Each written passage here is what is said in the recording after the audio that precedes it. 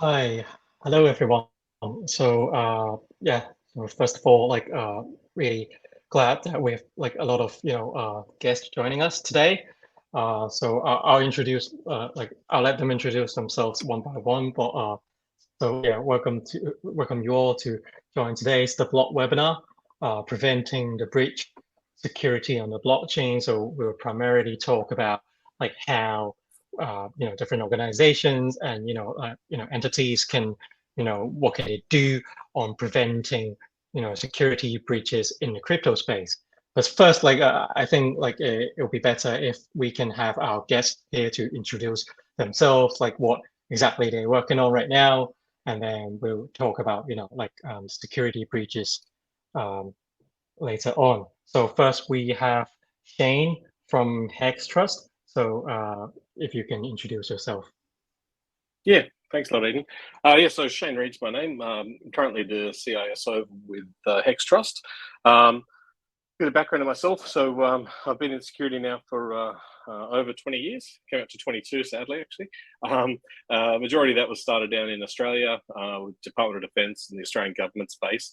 I exited that in 2015 and came up to Hong Kong, where I've been since then, and joined Hex 2 years ago. Oh, sorry, a year and a half ago now. And helping them with as the company's expanded, pushing into new jurisdictions and regulators. So being originally a Hong Kong entity, now into Singapore, into the Middle East, and also very soon into the Caribbean or the Americas. Technologist at heart. Passionate security guy. I love it. It's everything I do. Hopefully it's what I'll be doing for the rest of my career also. But that's a short snapshot of me. Thanks, Ed. Great, thanks a lot. And then we have Alex from Theos. So if you can introduce yourself.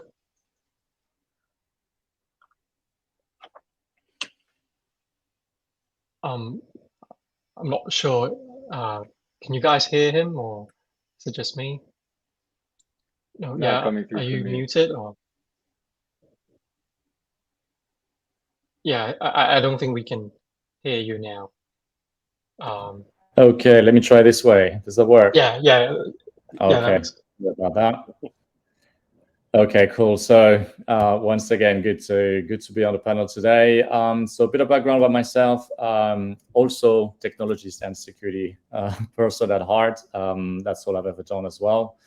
I've worked primarily on the service provider consulting side, a bit in different places around the world, but in Asia since the last sort of 15 years. Former CISO of a crypto exchange, and I started a boutique security consulting firm in Asia 3 years ago called Theos Cyber Solutions. And we work with various organizations, whether sort of traditional financial services, as well as technology, crypto, and NGO governments as well, to essentially help accelerate security programs and sort of add value, wherever we can on the security journey of organizations. So looking forward to the chat today, and hear the insights from everyone here. Right, thanks a lot. And then we now have Matt from Bullish. So can you talk about like what Bullish is and like what you do? Awesome, thanks, Eden. So Matt Presson, also like most people on the panel, technologist and security person at heart. My background is, computer science. Spent a lot of my early career doing software development. Moved into application security. Probably 15 plus years ago. So right now, I work for Bullish as a lead security architect, where I lead up the application and infrastructure security team. So basically that means if we write the code, if we stand up the infrastructure, whatever we do, it is my team's job to help secure that. So, what is Bullish? Bullish is a, global, fully regulated cryptocurrency exchange. So I think I'm one of the unique people here on the panel, coming from, the product side, and someone who is actually building something that, to be honest, is kind of a target here for security. and those that wish to, target crypto. So hope to give an interesting perspective and just add as much as I can to the conversation. Thanks, Eden. Right, thank you. And finally, we have Zach from Arkham. So if you can introduce yourself as well. Sure. Thanks, Eden. I'm Zach Larangis. I'm the head of operations at Arkham. Arkham is a crypto intelligence platform. So essentially what we provide is information and analytics on blockchain addresses with a focus on de-anonymization. So we link blockchain addresses to particular individuals and to institutions that use crypto. With respect to security, the most relevant part of our work is post-breach tracing and transaction tracing. So our platform we use and has been used by many people to trace activity by attackers post-breach. And we've also done, and I personally have led a few private investigations of breaches and hacks. And so that's where, where my expertise comes in. And I think, this isn't only a post-breach issue, and this is something we can get into later, but I think there's also a big preventative component to blockchain analytics with respect to breaches and security. All right, thank you all for your introduction. So yeah, I forgot to introduce myself. So I'm Eden. I'm a research director at the Block, and my expertise is in DeFi and DeFi. In recent years, there have been a lot of exploits, hacks, etc. Like for example, even in this year, like the largest exploit was the Ronin bridge, where it wasn't like a logical bug in a smart contract, but rather some entities holding private keys were compromised, and then it resulted in around $600 million of funds getting stolen. So that's just the largest exploit to date, and there have been a lot of other exploits as well. So I mean that kind of signifies how important it is in terms of preventing security breaches. And even if that happens, what would be what we should do for damage control and things. So so we want to hear more about what how your organizations can do to prevent those related security breaches, and what exactly are you working on or building in terms of trying to prevent these breaches from happening in the first place. So perhaps Shane, you can go first. Yeah, look, I'm actually I'd like to start that because I think everyone was saying this when we did a pre-discussion. I think the panelists are all coming from very unique perspectives. So it's kind of, we've got whilst all technologists and all in blockchain, we're all at different phases, and I won't say different phases of the attack cycle, but we all deal with it differently. So for myself as a CISO, it's looking at holistically at a security program. How do we approach information security to best protect our organization, and looking at it from a compliance-driven approach. So how do we meet with the regulators and ensure that our systems are built to a certain level or standard, and then all the way to the operational component, which is once we're in ops and we've either established new customers, how do we then go about monitoring and tracking, and then being able to identify spurious behavior or nefarious behavior if it ever occurs. And I suppose keeping up our cyber hygiene internally. So for me, it's when I look at crypto and look at the world of crypto, where it's come from, and not where it's going. I think we can ask that one at the end. But where it's come from is being largely unregulated. We depending on where you are around the world, so I should caveat that we lack multiple controls that would normally see in FSI worlds or the more hardline controls that we'll see in government institutions. And it's the kind of mix of how do we not block innovation and allow the industry to move fast, but at the same time protect the keys. And to me, that's the kind of big question. We're using brand new technology reasonably. So cloud, we're using DevOps, we're using, these are all things that have come out in the past 12, 13 years into their fruition. and we're trying to protect billions of dollars with new technology. So it's a really, really exciting journey. It's just, are we going to be faster than the attackers? No, but are we, I suppose, have we got enough metrics and runs on the board from 40 years of cybersecurity collectively coming together to know the attackers always attack the same way? We know how they attack. We know what they look for. We know it's a perimeter. We know it's access. We know it's privilege access. It's all those. They're all the same styles of attacks. It's just that I suppose the goal has now changed, right? The goal is now they're after the private keys. They're no longer after the bank account details or the credit card details or the national security information. They're just after a set of private keys or access to mnemonics or whichever it might be. Thank you. Right. Thank you. Yeah. Yeah, I guess because we're working in one of the most innovative space in the world.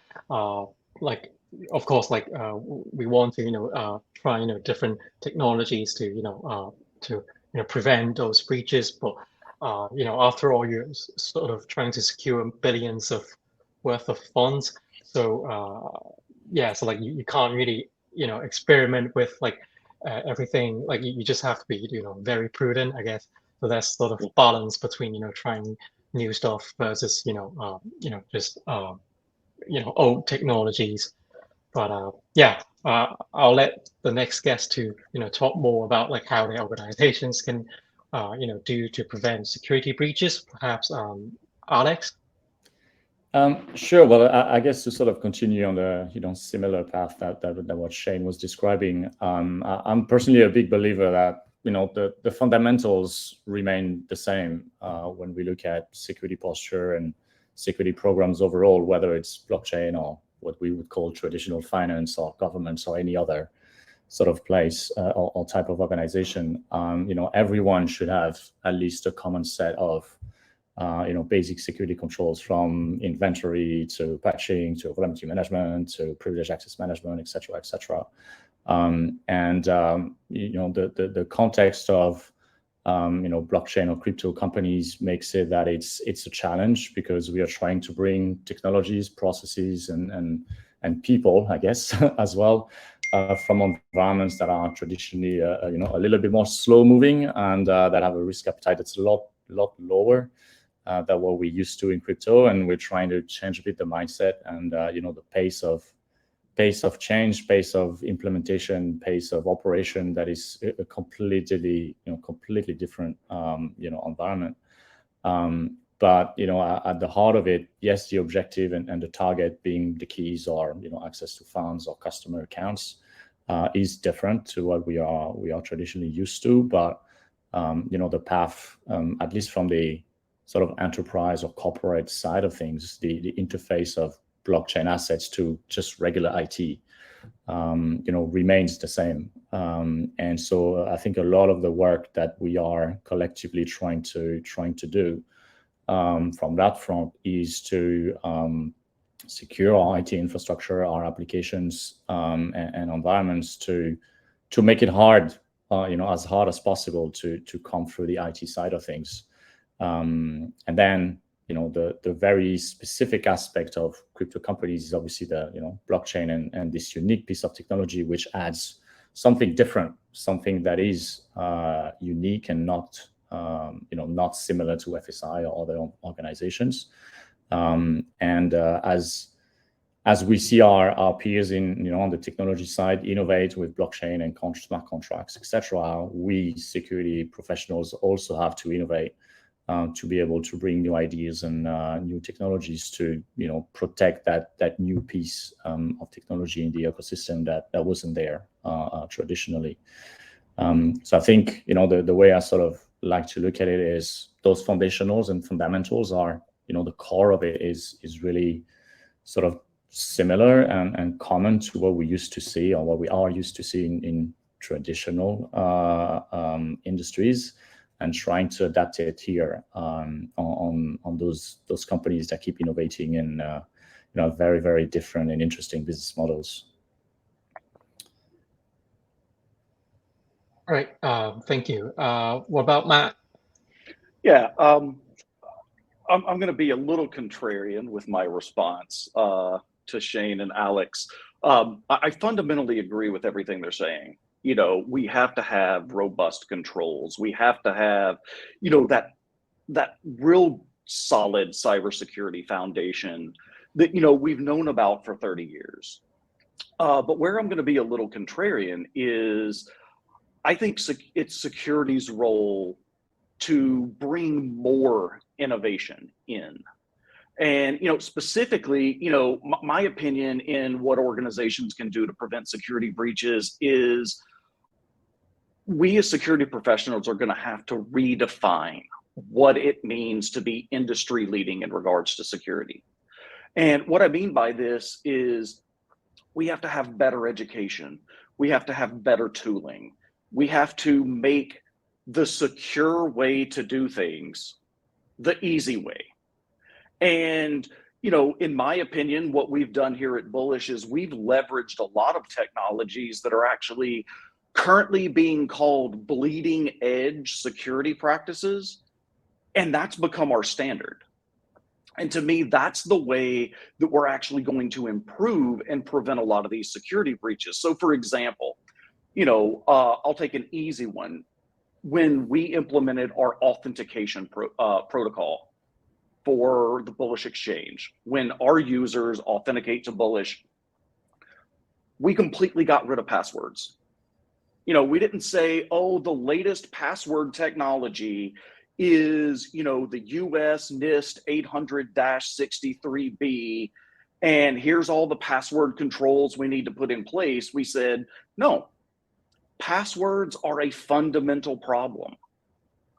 We've known about this for decades. We've known about the issues with passwords for decades. So what can we do that's better? And we standardized on WebAuthn.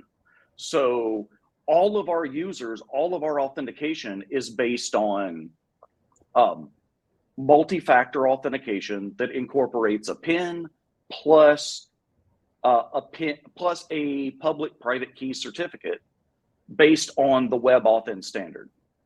To me, that's how we innovate. That's how we start to prevent a lot of these security breaches, is by looking past what have we done so far? What have we done up until now? What's the new? What's the best? What is bleeding edge? Let's take that bleeding edge, integrate it into our platforms, and make that the standard. So that, to use a common phrase, a rising sea lifts all ships. That's what we're going to have to do as an industry. We're all going to have to get together. We're going to have to go wholehearted into some of these new standards, some of these new technologies, and lift the entire industry as a whole if we're really going to, be as effective as we can be at preventing security breaches. Right. Thanks, Matt. So I guess especially in crypto, because regulations usually take, years to come. So normally we just need to, rely on industry leaders to, to make an example of it, just set up like a de facto standard for the industry, so sort of to self-police ourselves, and then to, to become more transparent in terms of how they, manage or take custody of customers' funds. That's a good point. And finally, we have Zach. So, what's your take on that? I think one other aspect of preventive security that is worth highlighting here is, you talked about the Ronin Bridge attack, Eden, which was due to the compromising of private keys. But if you look at some of the biggest hacks that have ever occurred in the crypto space, a lot of them are for DeFi protocols. And a lot of the time with these DeFi hacks, there's never actually any compromising of private keys. So everybody involved may have the most robust personal security practices, and the project had really robust practices. But what happens is the actual smart contract in the DeFi protocol itself gets exploited. In a lot of cases, it's bad code, like the poly network hack. It's just the code is a bit jumbly, and then there are just certain like contract calls that can get exploited or spoofed or something like that. But then even in other cases, like the Beanstalk hack, there's not even anything wrong with the code. The protocol functions exactly as designed, but the protocol design is not good. And basically there's a, the protocol is a super complex machine, and it turns out that the different pieces of machinery can work together in such a way that it allows someone to drain the protocol of, in the Beanstalk case, like over $100 million just by exploiting that. In that case, by getting a preponderance of voting power. So I think that's another really big component here, which is, there's the fundamental layer of blockchain private key security. But then now that we have a lot of these, apps and DeFi protocols built on top of the fundamental layer, there's also a huge security component there. Yeah, like speaking of, like a lot of other DeFi exploits, like I mean, like sometimes, centralized exchanges or like, centralized custodians do like play a role in that, because, sometimes like exploiters might be, linked in some way to, certain centralized exchanges. So for these custodians, it's not just, how they could prevent breaches, but also, like a lot of DeFi exploits in terms of like how these custodians can, I don't know, like help secure, help get back the funds stolen in a way, and help, collaborate with, the enforcement agencies. So I guess like for a lot of, centralized custodians, that's something that they also need to, pay attention to. So like, do you guys have any takes on that? I'll just comment quickly again. So much to Zach's point there, I mean, the DeFi hacks that we have seen, true, they are based on, majority of them are based on poor coding practices and developer mistakes, and going back to infrastructure mistakes again, sadly. And then there have been others that were obviously the way the protocol was written and the way it interacts is the vulnerability itself. So how do you fuzz that? How do you bring that out in the development cycle? That's I suppose all part of the DevSecOps lifecycle, the secure development lifecycle we're trying to enforce here as security professionals into organizations.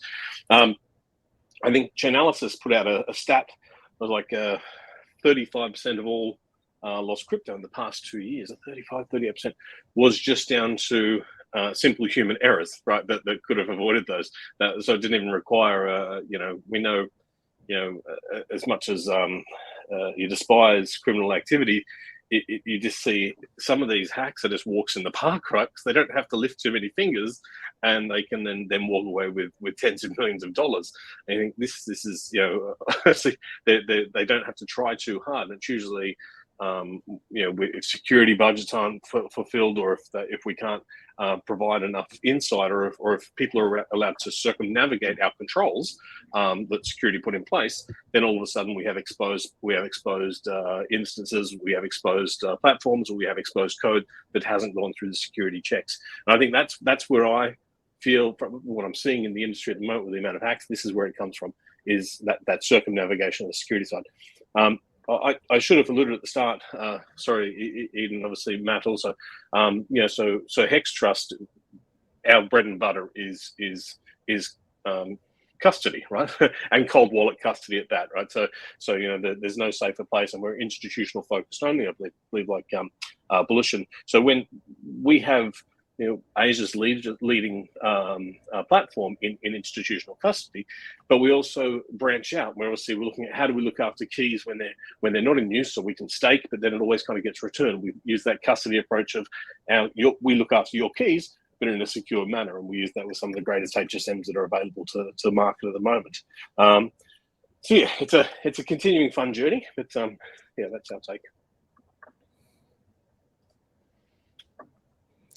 Maybe something else.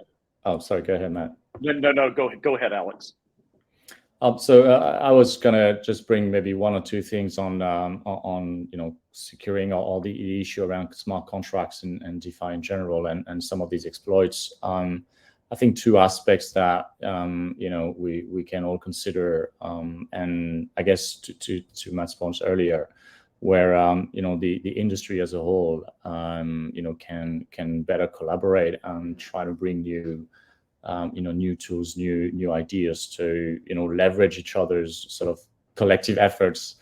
One more on the intelligence side, I guess, and sharing that information that we all sort of produce, collect, correlate, enrich, so that collectively we can better sort of try to identify whether it's source of funds or whether it's transactions that look suspicious, whether it's activity on nodes, whether it's contracts that have been vetted or audited or not, and sort of have a better view and a better visibility as to the level of trust that we can put into interacting with these contracts or else. I think another aspect is generally sort of crowdsourcing security a little bit more, and not just relying on our own capability or the capability of our partners, but leveraging the power of the community, which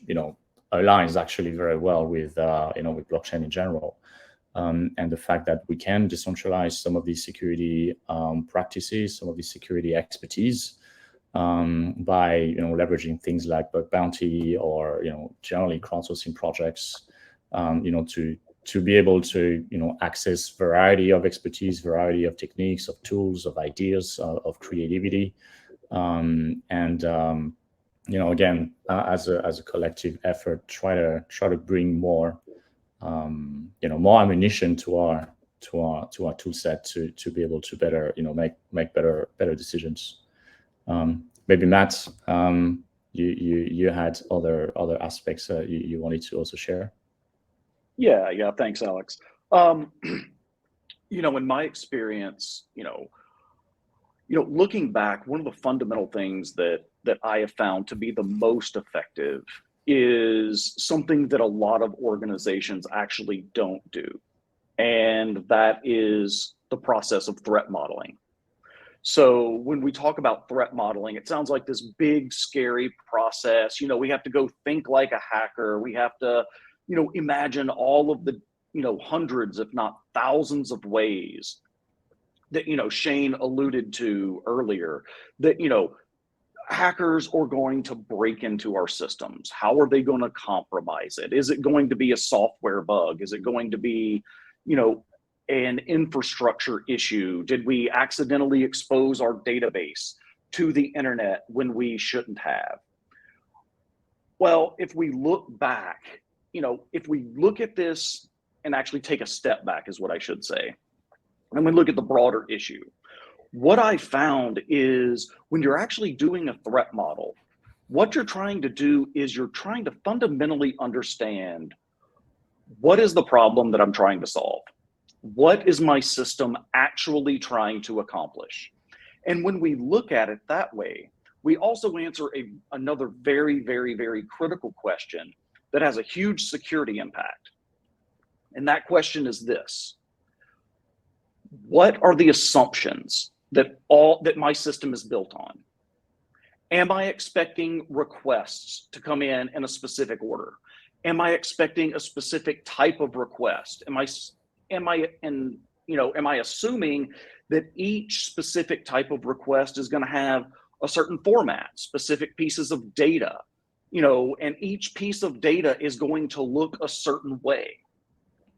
All of these are critical assumptions that if we look at the broader picture and we actually document what are these assumptions, as we're actually implementing the system, we can start to think about things like, what should the system do if this series of requests come in the wrong order? What should we do if, this specific value of a request violates what we're expecting? So essentially, again, trying to keep things broad here, what are all the ways that we could go wrong? As Zach mentioned earlier, a lot of these DeFi protocols are very, very, very complex. A lot of the exploits are literally people taking advantage of edge cases that the designers of the protocol potentially never thought could happen. They didn't validate their assumptions. And that's what a threat model's about. Looking at the way that your system is designed, looking at the assumptions that you're making in the design, and then saying, well, what are the ways that someone could attack this assumption? How could they exploit this? And then from there, what would be the impact of that? And then lastly, to Alex's point, okay, how can we monitor?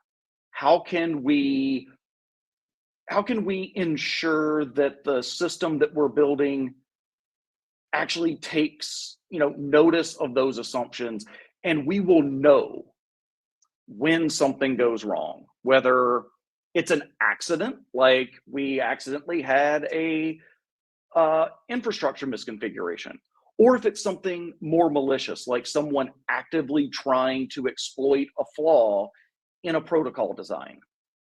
Once we have those in place, we can actually take a mindset of assume breach, which is something Shane alluded to, and we can say, our system is never going to be 100% secure. So what can we do instead to sit there and detect the anomalies as quickly as possible and then kick the attacker out? Right, thank you. And speaking of, infrastructures, like a lot of, exploits this year, like in DeFi was like, bridge related. So because like bridge, first of all, they hold a lot of assets. So I mean, and in some way, some of them are a bit like centralized custodians because some of them have, validators who have, who can control those assets. And even if they're not, like they're still, infrastructure with, smart contracts. And a lot of these exploits were, related to, the smart contract where it used some deprecated module or, function. They just assumed that those functions were, secure, but they didn't really check. But it turns out that those functions that someone else wrote was, that was buggy, and but because of how complicated a decentralized bridge could be, like they didn't really have time to check it. So that's something that I guess like as DeFi protocols get more and more complicated, it's starting to get much harder to check everything. So you raised like a very good point in terms of say if we can't check everything, perhaps if we could do something else, perhaps I don't know, like every time transaction needs to be delayed, so it can't be processed right away. I guess like for every if you're running an exchange, maybe you don't want to automatically automatically accept every large withdrawal. Maybe you want to do some manual check based on like a risk-based analysis, perhaps. I'm not sure like if that's exactly how it works, but so I guess like there are a lot to think about. So speaking to that issue of complexity, I think actually a lot of the time in crypto and in DeFi, the amount of complexity that exists is not necessary. Like in the case of Beanstalk, going back to one of these big hacks, they had a very complex system for that protocol. There were like, there's this like extended farming analogy, or it's like you have like harvests and you like stake your beans, and I think that part of the reason for the complexity isn't that it's necessary for the kinds of functions that these DeFi protocols want to serve, but because it's a kind of signaling mechanism, like a social signaling mechanism to attract interest and basically legitimacy in crypto. I think like generally, not just in crypto, I think you see this in tech a lot. People think that if something is too complicated for them to understand and it has enough equations, then it's probably legit. And I think, that when you have a really complex design, it can become basically impossible to foresee every single way that this could possibly be exploited or used. And so I think, kind of one potential sort of cultural shift that would help in DeFi, especially in particular, is people realizing that they actually should be able to understand how a protocol works before they use it, and that it's not actually a positive sign that a protocol seems super complicated and difficult to understand.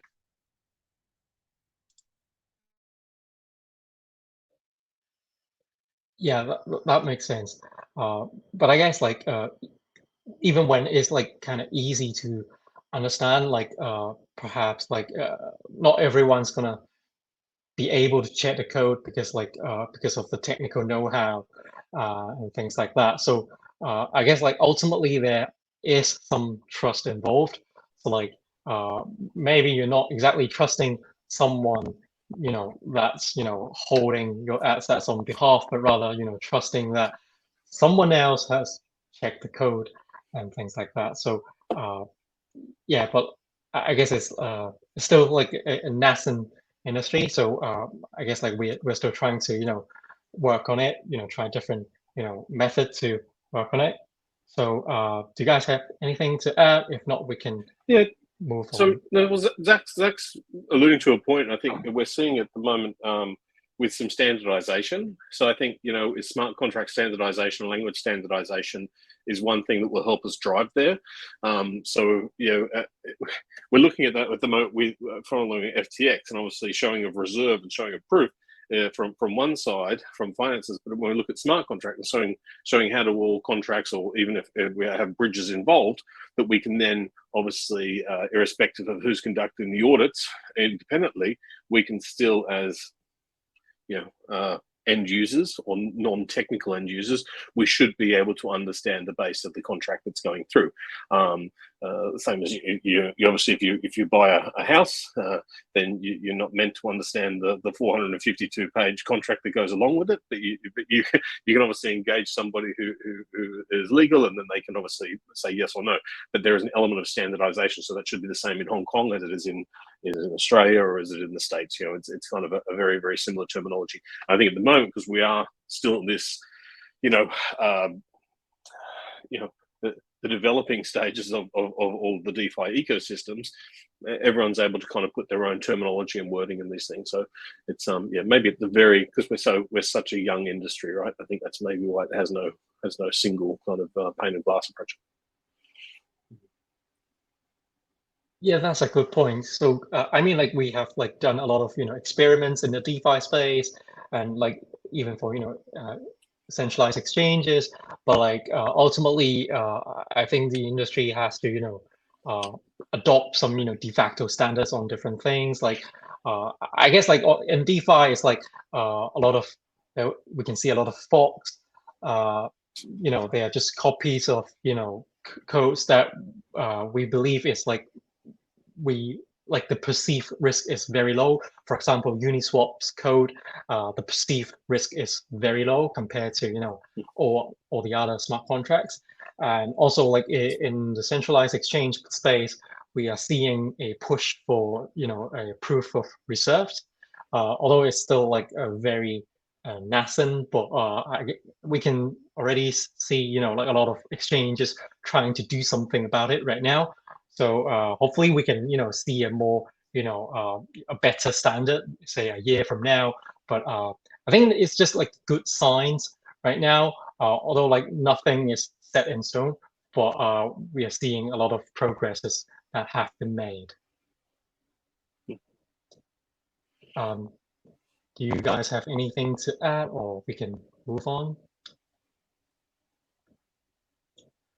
All right. So I guess we can, talk a bit about, taking self-custody instead of, using centralized custodians services. Because like we have like some, representatives from, centralized custodians here. And so would love to, listen to like what your takes on this, because, obviously if everyone can, take self-custody, that would be great. But we all know that like not everyone has the technical knowledge to do so. Not everyone, has the environment to do so. If you're living in you're not living in a safe environment, perhaps you can't really, save your private keys securely. So that could be one of the reasons why, people want to use centralized custody. I mean, for retail, but also for institutions.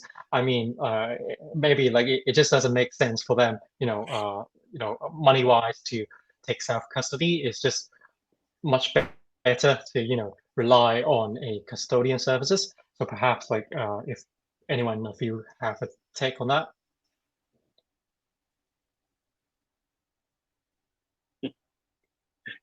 I think we're I've joined the waiting for Shane's conversation. opinion. So I'll place my argument forward straight away. I mean, as as an institutional custodian, I can safely say there would be limited reasons in my eyes why people would do self custody for institutional players. And what an institutional custodian provides is your backup, is your insurance, is the actual security of your platform in technologies that your budgets wouldn't be able to exceed, because and the ongoing maintenance and upkeep with the changes in the market, including vulnerabilities as they come out. Obviously, if there's listeners and watchers of the program that are retail, then there's a very solid case. I mean, I use my own self custody at home for my tokens, and that's in an isolated environment. But if as soon as it exceeds, say a couple $100,000, there's not your keys, not your custody, or not your tokens. If you lose your private keys, then you lose your digital asset. So I mean, it's a very clear picture. Like, there's a reason why institutional custodians are out there, and we have a very, very strong driver to keep on growing and assist. We are, can't say, if we go forward as the model is predicting it. The SaaS model, where we go in and we actually perform this in the back end of banks, where we go in and perform in the back end of the insurance, any major institutional player can come to us and we look after their custody. If we have to then outsource or put that into their organizations, they still need to invest in all the technologists and all the security practitioners. They need to get all the developers. There would be Salinity, the smart contractors. They have to build internal organizations. Whereas when you come to one of us major players, we can actually just provide that service for you.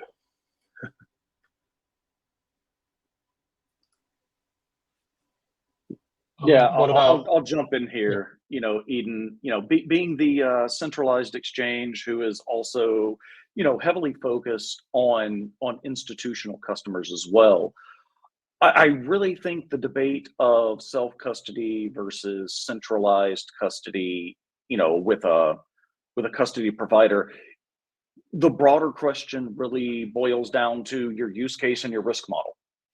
Shane already covered the risk model perspective of, if he has more than a certain amount of, value, he wants to take some insurance with a centralized custody provider that, if they lose it, they may reimburse him, versus if he loses it, it's just basically gone.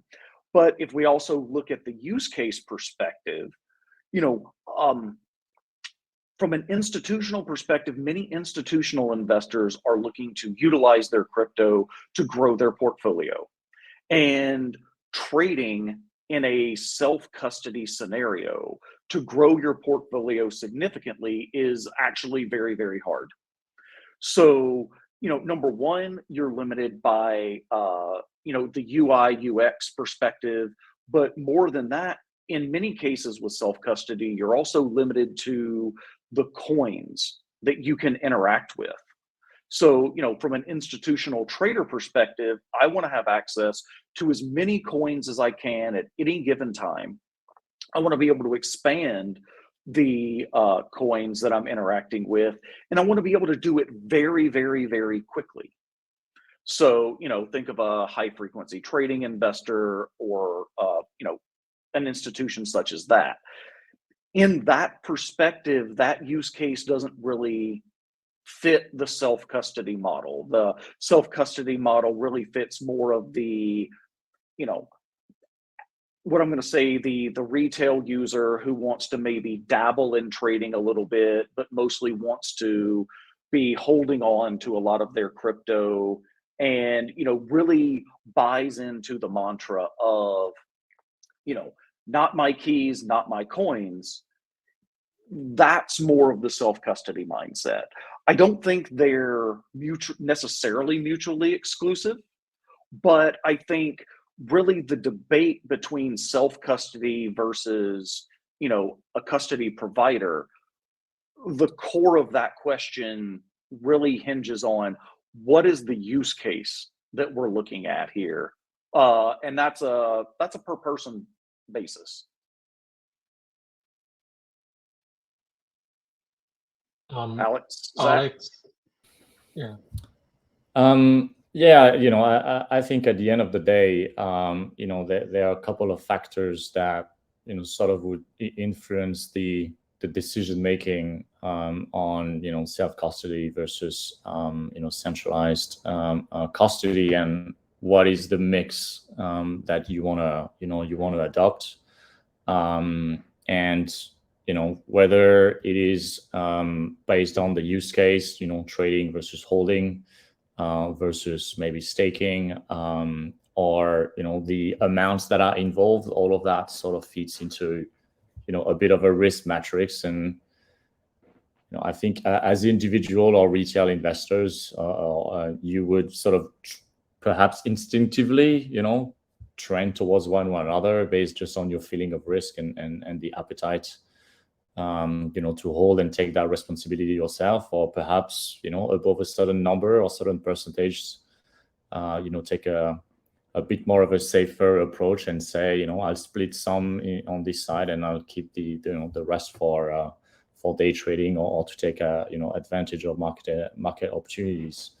I think though that as you know, you go from retail to more institutional or professional investors, then that approach to risk and that approach to decision making becomes, you know, a lot more, well, sort of professional, or sort of, you know, dictated by, you know, regulations, rule, and broader company policy and appetite.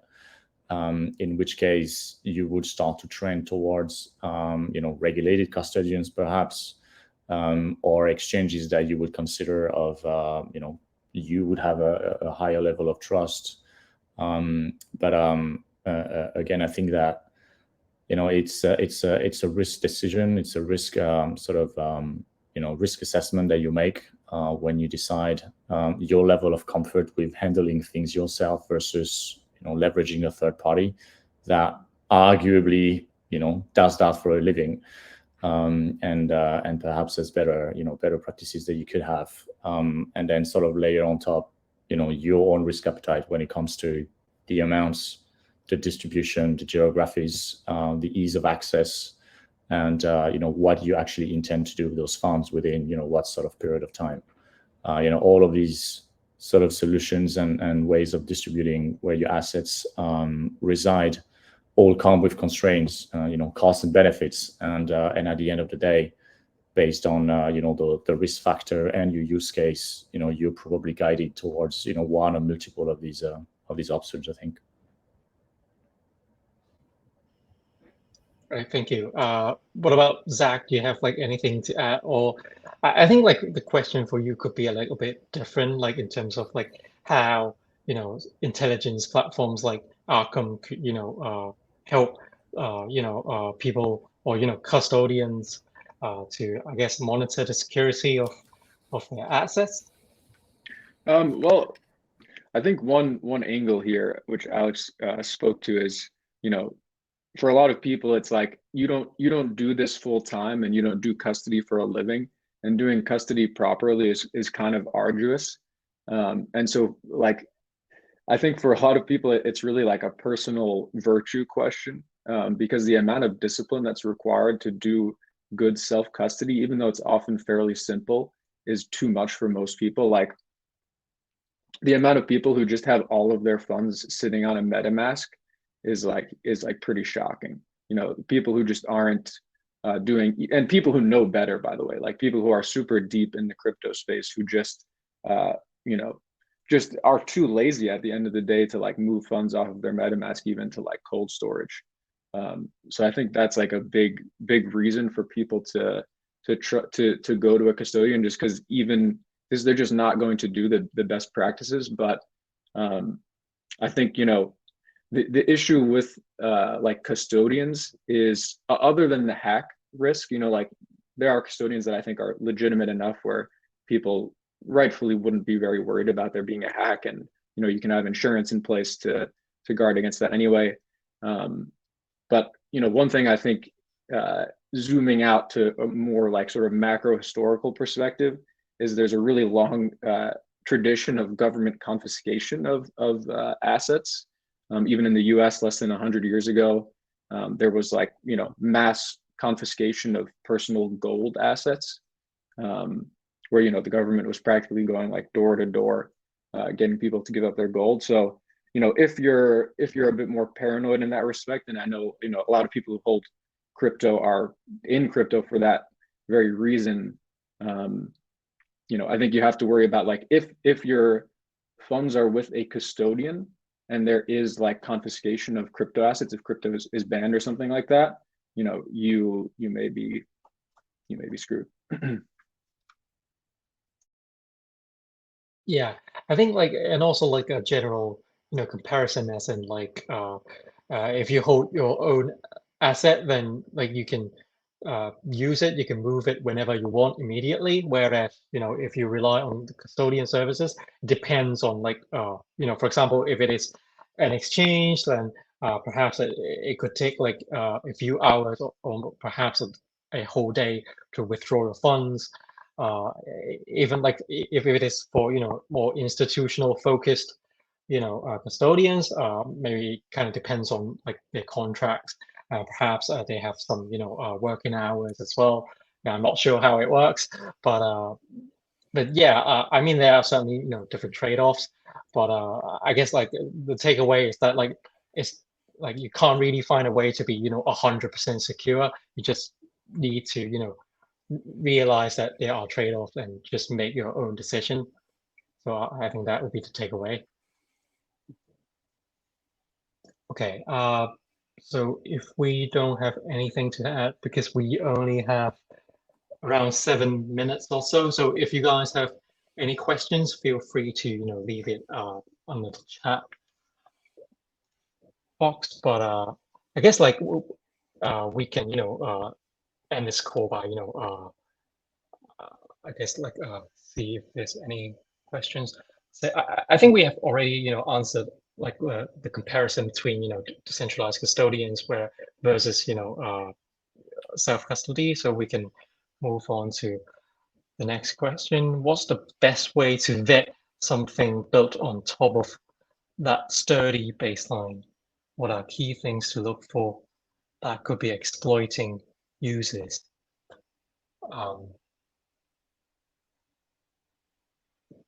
Any of you has something to share about that? I didn't fully understand the question or hear the question clearly. Sorry, Matt, did you? Yeah, I think what Lindsay's getting at here, if I remember when they put that question into the chat, you know, we were talking about, you know, many centralized exchanges, bridges, you know, DAOs, et cetera, relying on, you know, trusted third-party code. From an exchange perspective and a product perspective, you know, what this really boils down to for me is the classic supply chain issue or the supply chain problem. If I trust someone else's code and I bring a third-party library, whether that be a ZK Snark library, whether it be a crypto library, whether it be, you know, something that helps me build the UI for the Bullish Exchange, we need to think about, where did that code come from? Who wrote it? Is there a possibility that there are vulnerabilities, and more importantly, exploitable vulnerabilities in that software package that once I bring it into my ecosystem my platform is now vulnerable and exploitable, which could potentially result in, a customer loss of funds. So when we talk about, vetting something built on top of a sturdy baseline, from a very pragmatic approach, the keys are really do your own research, do your own security code review of that code base. Make sure that you're getting the software from a reputable source. Are you downloading and copying some random code that you saw on Stack Overflow that, some random person put there as answering a question? You'd be surprised how much development is actually copy and paste. But, also if you're pulling in a third-party library from something like GitHub, is that library still maintained? When's the last time the commit was made? What is the license for that? So, at the end of the day, I think the key here is if you are going to utilize a third-party piece of code in your solution, it is your responsibility to make sure that that code meets all of the security requirements that you have for your platform. You cannot, under any circumstances, say, well, that was written by somebody else, therefore security is their problem, because that's just a non-starter. There are too many examples in the world of people getting hacked just because of that answer or taking that mindset. Yeah, man. I mean, just reflecting back, right? It's funny that this has copied across into DeFi. I mean, these supply chain attacks are just they've been around forever, right? And then to still think today we've got developers just going to pick up straight from GitLab or GitHub and then throwing it straight in and obviously bypassing controls. It just it's kind of like it's 2020 again, or 2020 2000. Sorry, I should say. It's like these kind of supply chain attacks have been around for a long time. So how do we avoid that? That's more of the question. If we use how do we, as security practitioners, I really loved your point at the start around the passwords, right? And how do we adopt new and improved processes to avoid these not modern attacks, but just these behavioral controls that we need to readjust. And if I can take something from today, I'm really going to think about that with Hex, and I really enjoy what we are doing, but how does security take a front running role in security? In the DeFi ecosystem, as opposed to just the responder, right? So you've got to get the code check, you've got to get your contracts checked, you've got to get the infrastructure checked, and how do we turn that around a little bit and go, actually, we're going to set the standard, or we're going to help implement security by design, as we've always, the shift left culture that we've been trying to push for many years now. Quite interesting. Thanks. Yeah, and I think on that front, the fact that we are in an environment in DeFi and blockchain that is highly innovative, and that I think we are at the point where I'm not sure I would security is front and center for any company today, any project that is blockchain DeFi related. And I think that the innovative nature of this industry today means that, for security functions and practitioners, we have room to innovate. We have a lot more room here to innovate than I think any other industry, for which we collaborate with, because the mindset is extremely innovative, because the speed to market, because the speed of new protocols and new release, etc., is just a whole different level. I take this as an opportunity for us to test new things, to try new things, and to raise the bar.